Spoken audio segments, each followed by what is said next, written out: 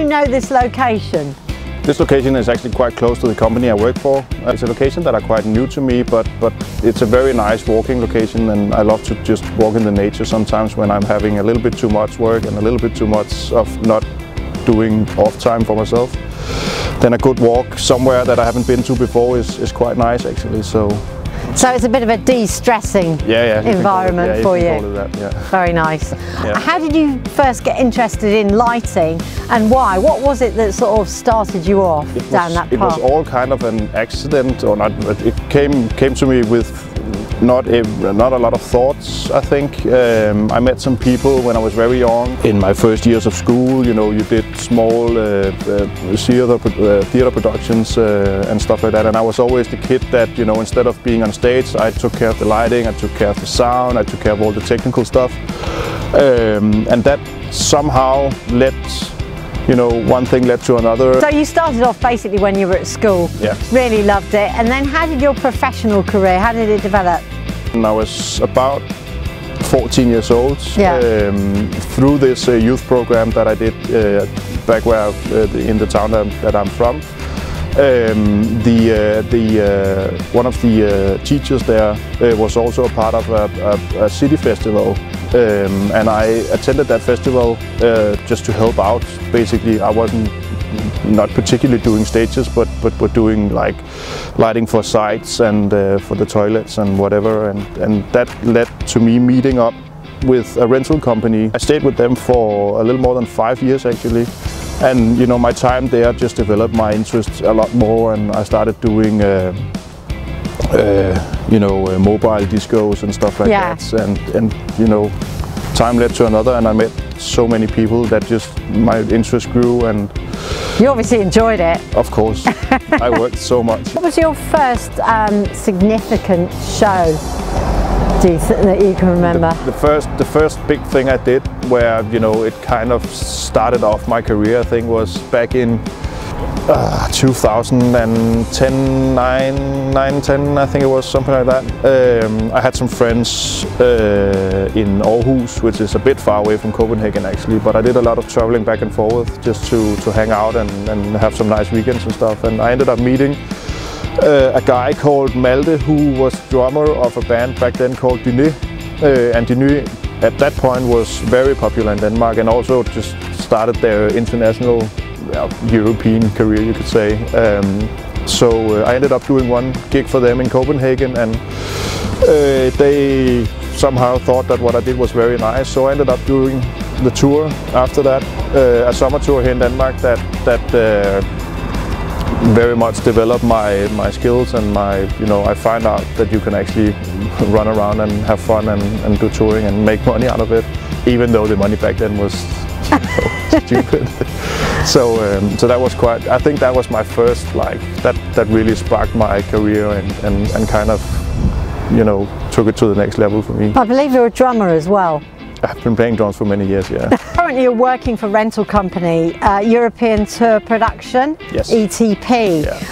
And you also freelance, don't you? You have your own freelance clients. Is it really great to be able to combine the two?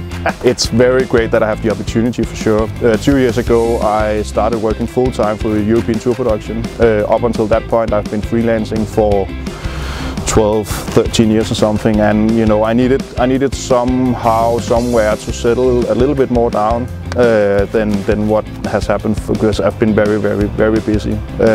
So I made an agreement with them that I was able to work full time for them, and I also, you know, still support and work for some of my freelance clients that I really enjoy working for, doing everything from touring to production design and stuff. So what has happened now is that I'm currently working more than one full-time job, maybe 2 or 3 or something. So I'm not sure that it has settled down at all, but it's a very nice combination, and it's very nice for me to have like a base, let's call it a home that I can come back to when everything gets a little bit too more. It also makes it a bit more easier for me to maybe say no to some of the things that I don't need to do. So that's very nice, actually. Sure. I want to chat a bit about your work at Roskilde. on the arena stage. You got involved as the production lighting designer. I believe it was 2013. Yeah, something like that. And you dramatically upped the production values of that stage, which has been really successful. Can you tell us about that?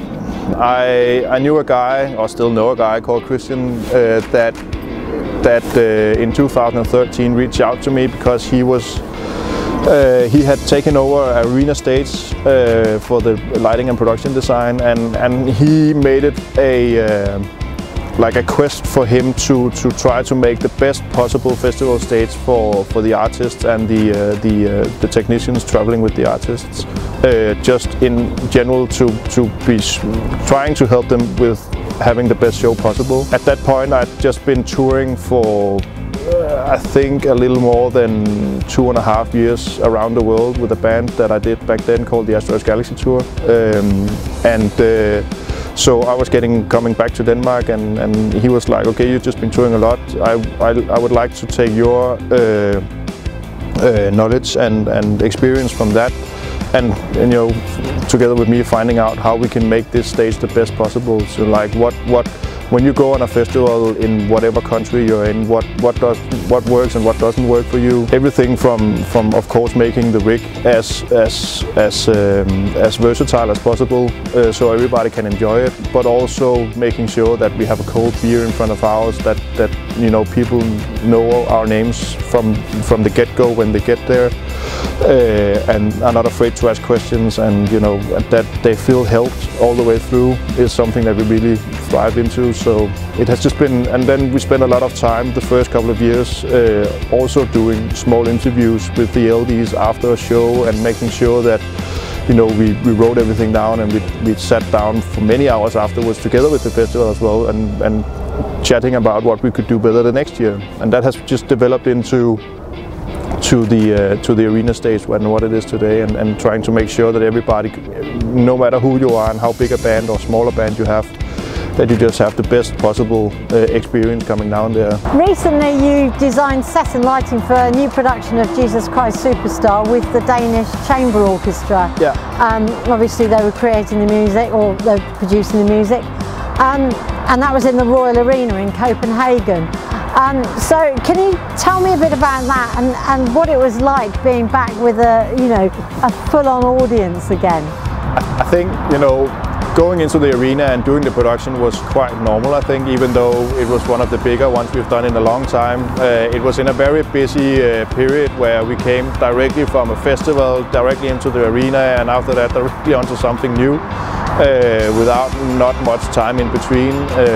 So all of that was just work. But you know, I would say that, you know, when we had the premiere, 4,000 people sitting in there applauding at the end, that was something I was like, okay, this is actually something I missed a lot, because it was the first big indoor show that happened in Denmark, and had happened in Denmark for a long time because of COVID. So it was quite an experience for sure, even though we did some touring with it before, the year before, but with a very limited amount of people. So what do you most love about your work?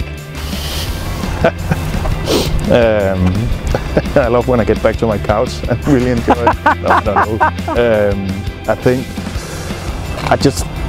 what I love the most is actually my colleagues. The happiness about going to work is all about the people that I meet. You know, I have so many friends, and almost all of them are colleagues of mine as well. And then, you know, I love the laughter. I love working all the time. I love just really putting myself into the project is something that I really like.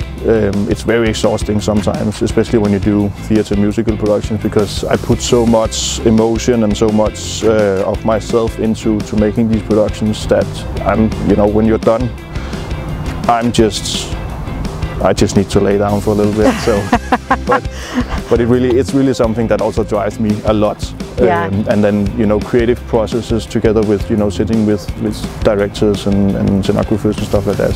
It's really lovely. The collaboration. Yeah, I love the collaboration and stuff like that. Fantastic. And what are your hopes for 2022? I think a little less COVID-19 would be nice. Yes. I have so many shows in my calendar booked, so hopefully all of them can go through and actually happen. At the moment we are going a little bit into to a situation in Denmark where COVID are blushing up once more, but hopefully they are going to get it under control fairly quickly once more, as they have done before, so we can go restriction free into next year hopefully. So my hopes are just that we're going to have a nice normal year with a lot of productions and a lot of shows. That would be nice.